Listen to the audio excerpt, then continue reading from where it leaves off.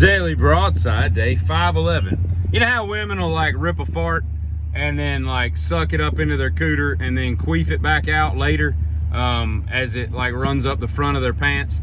And men are like, I was 35 years old before I even remotely heard this story. How have y'all, as much as I know about women, how have y'all kept this a secret? You know, women have those, there's a couple little things that y'all are pretty good at keeping a secret, but eventually the cat gets out of the bag and men find out about it and they're like, that is a weird, you queefed a fart. Like, I don't even know what to think of that. I'm impressed, don't get me wrong. The fact that you can, it's kind of like people that smoke, suck in the air in their lungs and then blow it out their nose. It's a simple version of what we're talking about.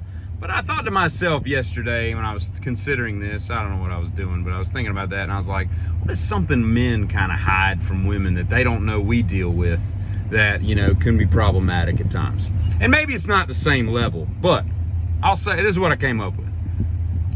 If you're wearing khaki pants or some kind of light colored pant, right? And you go to take a piss as a man, right?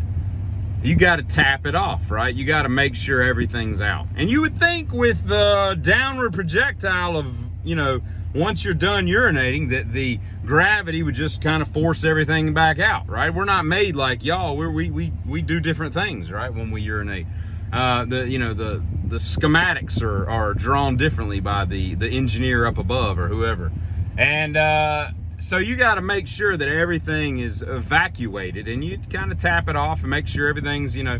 And so when you're wearing light colored pants, you tap it off a little extra. And what I mean by that is you stand there awkwardly for like another 30-45 seconds just making sure everything is gone. But no matter what you do, no matter how long you tap it off, no matter how long you add to that extra tap off time, all right, the TOT, the tap off time, that's what we're talking about. There's still, you zip your pants back up, you go wash your hands, as all people should do, with warm water for at least 20 seconds while they're humming the birthday song in their head to make sure everything is clean. Even though your penis might not have been dirty, you still clean your hands, all right?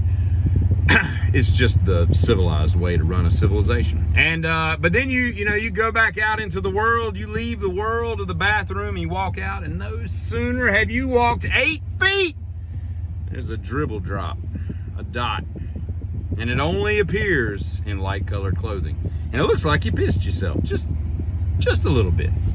Un poquito urea. I don't know what urine is in Spanish. But you have it. You completely, in fact, you went further than you should have gone by standing off and totting extra, tapping off for more time than you needed. And yeah, so I don't know if that's equivalent to what you women go through with your front farts.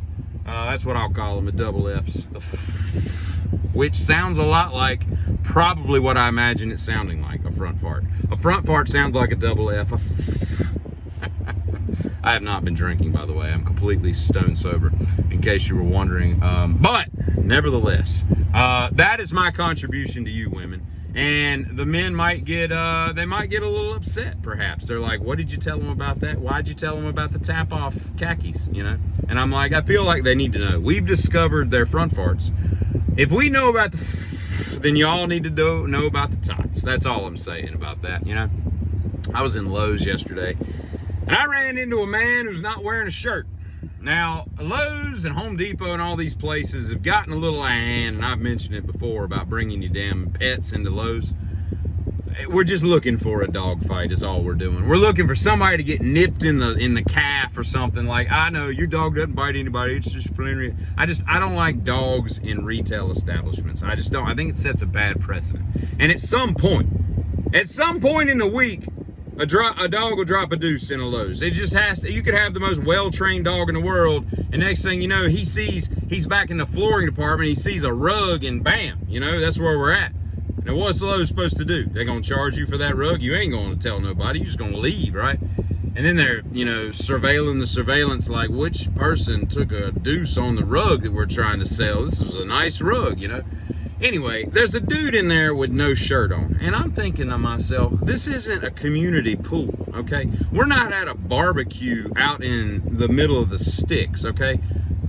this isn't a 4th of July at your cousin's house, all right, at his double wide. Like, put your damn shirt on. That dude's just like completely full. He's just nippled out, just hanging out in like the lawn and garden section looking for like a lawn battery or something. And I'm like, what possesses somebody? Somebody's got to be shirtless a long time during the day for them to either forget that they're not wearing a shirt before they go into somewhere like that, or they're just completely at odds with the fact that we're trying to run a civilization. And I don't understand that.